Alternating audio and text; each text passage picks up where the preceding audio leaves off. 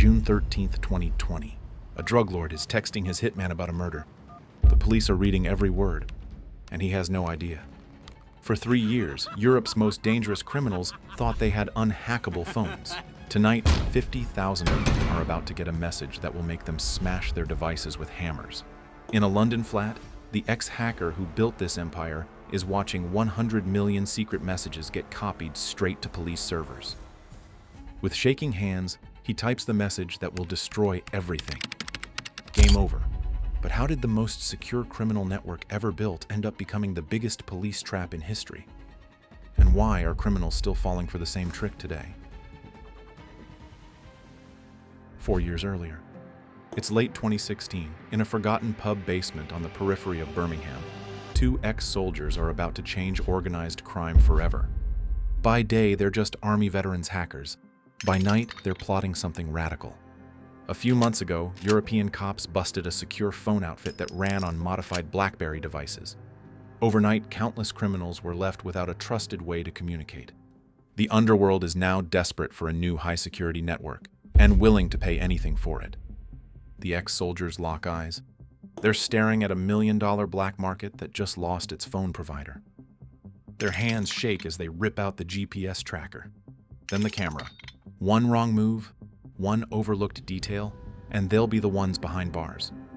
This phone will never take a selfie or betray your location. They install a custom battery and tamper-proof chip. The phone won't make voice calls or browse the web at all. It will run a tailored encrypted messaging system only, nothing else. Every design choice is paranoid, borderline obsessive, perfect for criminals. A panic wipe feature will instantly nuke all data if a special PIN is entered.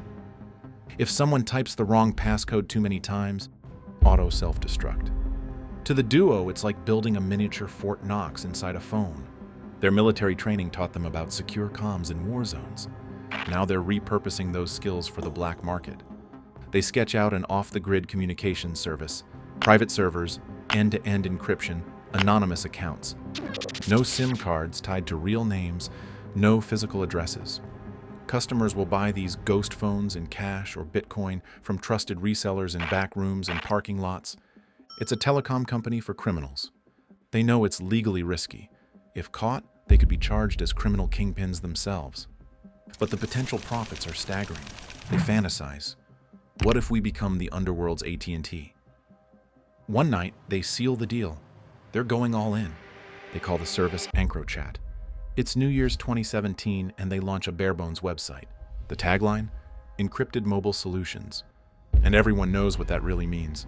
Bikers and gangsters who got burned by the BlackBerry shutdown start placing orders. The 2 founders quietly celebrate their first sale. $3,000 in Bitcoin for a pair of phones, delivered in an unmarked box. They have no office, no investors, just a secret workshop and a product that sells itself. As they toast, one asks nervously, "Mate, are we sure we want to know who uses these?" His partner smirks. No names, no faces. We're ghosts, remember? But how do you sell phones to criminals without getting caught? And what happens when your network grows so big that it attracts the attention of every police force in Europe? EncroChat launches like a rumor, spreading through criminal circles. By 2018, it's the new underworld gold standard for encro, or encrypted phones. Drug traffickers, arms dealers, even hitmen are all trading in their old devices for EncroChat's sleek, cameraless handsets. The founders watch in awe and a bit of fear as demand explodes. They charge a premium, about $1,000 for a modified Android phone, and another one of $1,500 every 6 months for service. It comes with 24/7 support and worldwide coverage. The steep fee barely phases their clientele. Secrecy is priceless when you're moving kilos of cocaine or ordering a hit. EncroChat's official line? We protect VIPs and celebrities. But UK cops couldn't find a single legitimate customer. Not one. As Europol later notes, 90% of users are criminals. The phones have 2 modes. Boot up normally and it looks like a generic Android home screen. Boot up with a secret key combo and you enter a hidden encrypted interface. Every message is protected with vanishing OTR chats. Even if somehow intercepted, they can't be decoded later. Nothing is stored on the phone for long. It's like Snapchat for kingpins, with all evidence disappearing. Finally, a phone that's snitch-proof, a cocaine trafficker jokes to a friend via chat. And he isn't wrong, for now. Picture this. You're a cartel boss in 2019, holding what you think is an unbreakable phone. You're texting about million-dollar drug deals, convinced you're untouchable. You text suppliers about pineapples arriving at the Rotterdam port, code for drug shipments.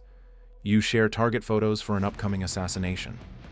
What these crime bosses don't know is that every message, every photo, every confession is being copied to a police server in France. EncroChat becomes the Slack of organized crime, a closed messaging ecosystem where over 50,000 underworld figures coordinate business in real time, totally encrypted. By late 2019, the company has resellers in Amsterdam, Dubai, Madrid, and more. Deals for these phones go down like drug transactions. Briefcases of cash exchanged for untraceable devices. The founders expand their server capacity, secretly renting space in a French data center, and hire a handful of trusted technicians. They're making tens of millions in revenue, all off the grid. But success in the criminal world comes with a price. Every new customer increases their risk. Every message sent brings them closer to the attention of every police force in Europe. And in the shadows, someone is already watching. Occasionally, they drop hints in marketing about military-grade encryption. It's tongue-in-cheek. These two ex-soldiers know exactly what they've built, a private spy agency for criminals. Every drug syndicate and mafia crew in Europe is now relying on EncroChat to keep its secrets. And the founders? They stay in the shadows, known only by aliases even to their distributors. One is rumored to base himself in Spain. The other hops between Belgium and the UK. They communicate with each other over their own encrypted network, as if paranoid gangsters themselves. Trust nobody, not even your partner. It's an unspoken rule. So far, their paranoia has paid off. But with each passing month of success, the stakes climb higher. And if history teaches anything, the higher you climb, the harder you fall. So what could possibly bring down a network built by paranoid hackers who trusted nobody? And how do you hack phones that were designed to be unhackable? It's spring 2019. EncroChat phones are turning up at crime scenes with alarming frequency. After a gangland assassination in England, police recover an EncroChat device used by the hit team. It's wiped clean, no incriminating data, but the brand itself is now on law enforcement's radar. Newspapers dub EncroChat the WhatsApp for criminals. In courtrooms, prosecutors begin complaining that these encrypted phones are thwarting investigations. The company's official line: "We're a privacy service for high-profile clients." Unofficially, everyone knows that's nonsense. If it quacks like a duck, the founders stick to their plausible deniability, but they can feel the heat. Each time a case hits the news, they brace themselves. How long before international police band together to target them? That moment arrives quietly.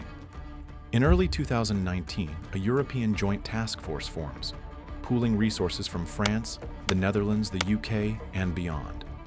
Their mission: infiltrate EncroChat. Not just catch individual users, but take down the whole network. It's an audacious plan. Nothing like it has been tried before at this scale. The founders, still anonymous, sense something is off. They notice unusual blips in server traffic, possibly probing attacks. A technician mentions to the boss, "We're seeing pings from odd IPs, maybe just noise?" They increase their guard, rotating servers, patching any software vulnerabilities they can find. Unknown to them, the French gendarmerie are closing in on their physical infrastructure. They've traced EncroChat's servers to a data center in Roubaix, northern France. One of EncroChat's selling points has been its untouchable encryption. Even if cops grab a phone, they shouldn't crack the messages without the keys. But the founders made one fatal mistake. Every few weeks, they had to push updates to keep the phone secure. For just a few seconds, every device would connect to their server, and in those few seconds, they were vulnerable. If someone, say a law enforcement agency, could impersonate that server, they might quietly deliver malware to every device. It's a nightmare scenario that the founders hardly consider until it begins to happen. In late 2019, EncroChat pushes what looks like a routine software update to 50,000 phones. It's a Trojan horse. Hidden among the legitimate improvements is a hidden technical tool planted by French investigators directly on the server. When tens of thousands of EncroChat phones download the update, they also receive this invisible payload. The malware nestles into the devices undetected. It logs each keystroke, including the PIN used to unlock the phone. It can even copy messages before they're sent, bypassing encryption entirely.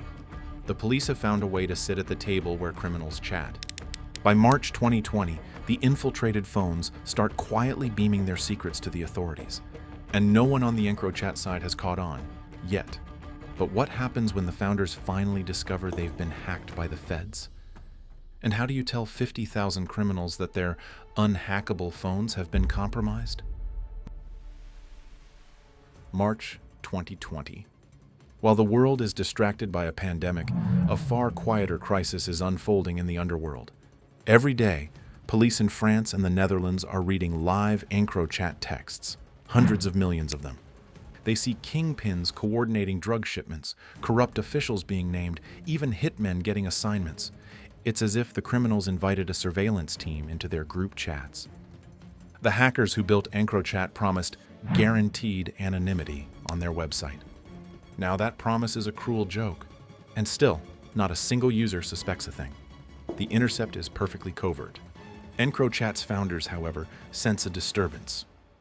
In May 2020, their customer support channels receive odd complaints. My wipe pin isn't working. My phone won't factory reset.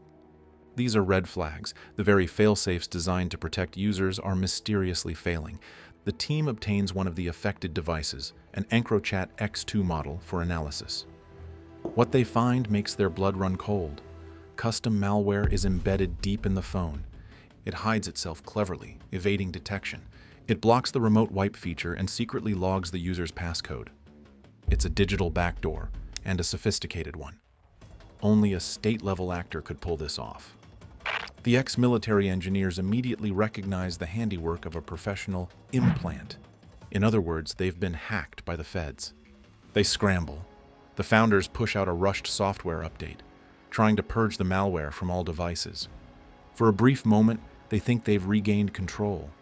But almost immediately, a second attack strikes. The hackers, now clearly identified as law enforcement, were lying in wait. As soon as EncroChat attempted a patch, the attackers deployed another exploit, perhaps even more intrusive. It's a chess match, and the ex-soldiers just got outsmarted by an opponent with virtually unlimited resources. One founder curses and slams his laptop. It's over. They know it. The police are in the system, and every EncroChat user might as well be texting directly to Interpol at this point. In late June 2020, EncroChat's network traffic plummets. Behind the scenes, the Joint Police Task Force has begun mass arrests, swooping in on criminals mid-crime. Still, the vast majority of users are clueless that their supposedly secure phones have been quietly wiretapped for months. On June 12th midnight, one founder sits alone in his safe house, phone in hand. His partner is somewhere in Europe, equally terrified. They've built an empire worth hundreds of millions, and now they have to destroy it all with a single message. They draft an emergency notice to every EncroChat device. Due to the sophistication of an attack, we can no longer guarantee security. Power off and physically dispose of your device.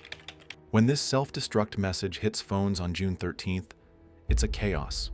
Crime bosses smash their handsets with hammers. Mid-level dealers yank batteries and dump phones in rivers. Some users think it's a prank or a trap. Others rage that EncroChat waited so long to warn them. Within hours, EncroChat's encrypted servers go dark. The founders pull the plug to contain further damage, effectively killing their own company. One of them sends a final email to a journalist. We've been forced to shut down attacks by a foreign government. Foreign, domestic. It hardly matters now. EncroChat is finished. Over the next weeks, authorities revel in the intel windfall. Police arrest more than 6,500 criminals across Europe, seize tons of cocaine, weapons, and over $800 million in illicit cash. Investigators call it an intelligence goldmine, the biggest ever hit against organized crime communications. It's a victory for law enforcement, but a bitter defeat for the two men who built this empire. They vanish into the shadows. identities still unknown. Maybe they'll surface again. Maybe not. Either way, one chapter has closed. But in the criminal tech arms race, when one network falls, another rises. EncroChat's downfall leaves a power vacuum and a dangerous question. Who, if anyone, can be trusted now? And would criminals really be dumb enough to fall for the same trick twice? EncroChat's collapse sends shockwaves through the underworld. Throughout late 2020, thousands of displaced criminals hunt for a new secure comms provider. Many flock to a rival service, Sky ECC, operated by a Canadian firm called Sky Global. Sky ECC had been around, but now it balloons as ex-EncroChat users jump ship.